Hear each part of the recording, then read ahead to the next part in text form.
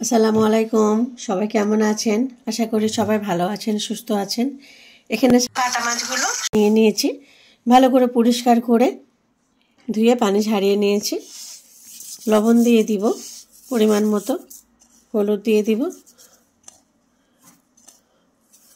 মাছটা আমি ভাজার জন্য ভালো করে হলুদ লবণ মাখিয়ে নেব।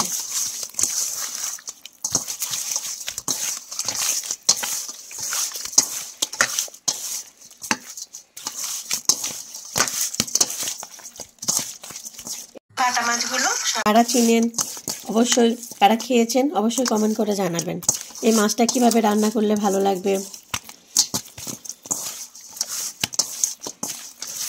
মশলা মাখানো হয়ে গেছে, এখন আমি মাছটা ভেজে নেব। এখানে আমি ফ্রাই প্যানটা বসিয়ে দিয়েছি, তেল দিয়ে দিব।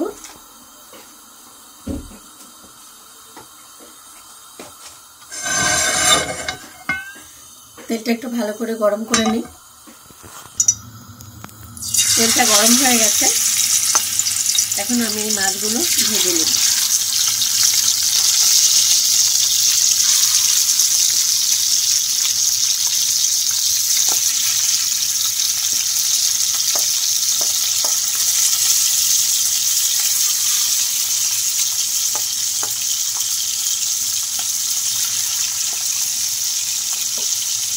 সবগুলো মাছ আমি এভাবে ভেজে নেব।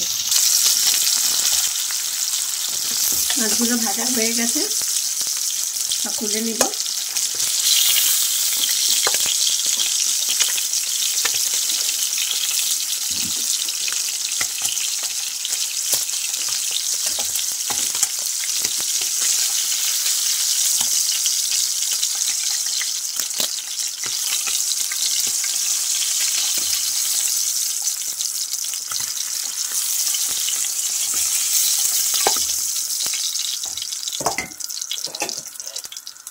এখন এখানে 2টা বড় সাইজের পেঁয়াজ, 4-5টা রসুন, 4টে কাঁচামরিচ দিয়ে নিই।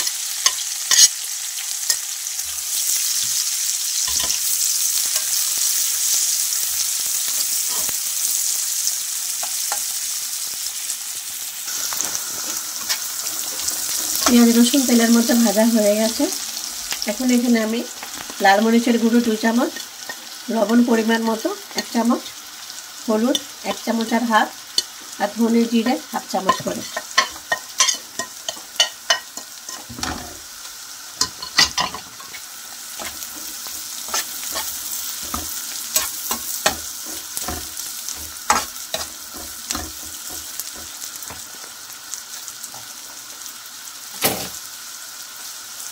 মশলাটা তেলের মধ্যে ভাজা হয়ে গেছে, এখন আমি এখানে 4টে টমেটো কুচিয়ে নিয়েছি, টমেটোগুলো সব দিয়ে দেব।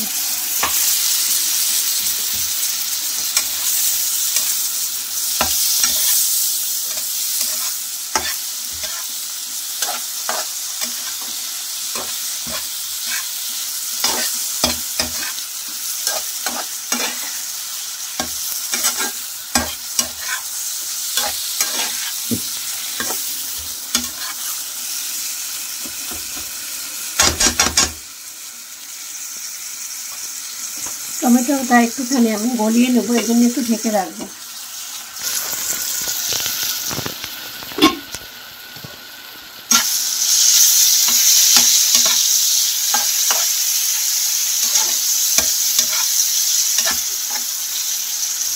টমেটোগুলো গলে গেছে, এখন এখানে 2টা আলু কুচিয়ে নিয়েছি।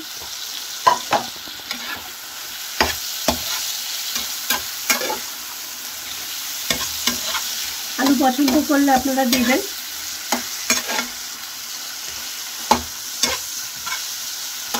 আমাদের বাড়িতে সবাই আলু পছন্দ করে, এজন্য 2টা আলু দিলাম।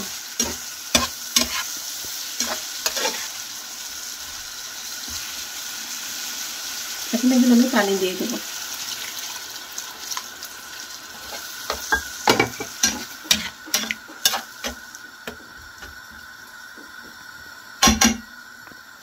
ঝোলটা ফুটে যায়, তারপরে মাছ দেব। এখন আমি মাছগুলো দিয়ে দেব।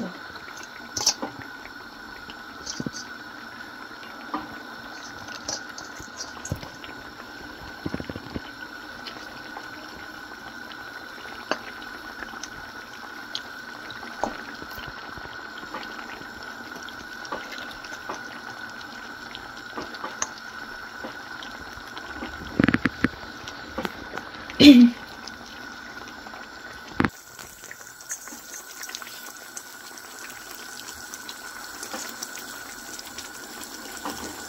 রাখা বাটা মাছগুলো সব দিয়ে দিচ্ছি।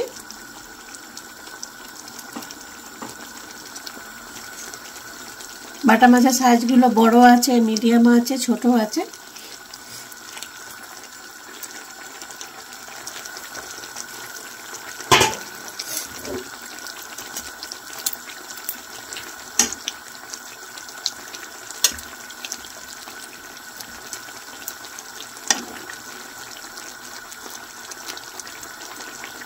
এখন আমি কিছুক্ষণ ঢেকে রাখবো।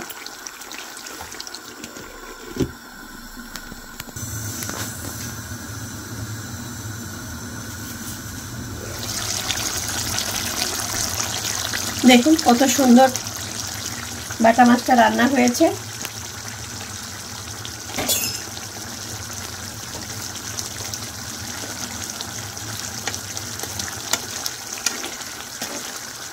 এরকম রান্না আপনারা যদি বাড়িতে বানিয়ে খান আর কিচ্ছু লাগবে না, গরম ভাতের সাথে দারুণ লাগবে।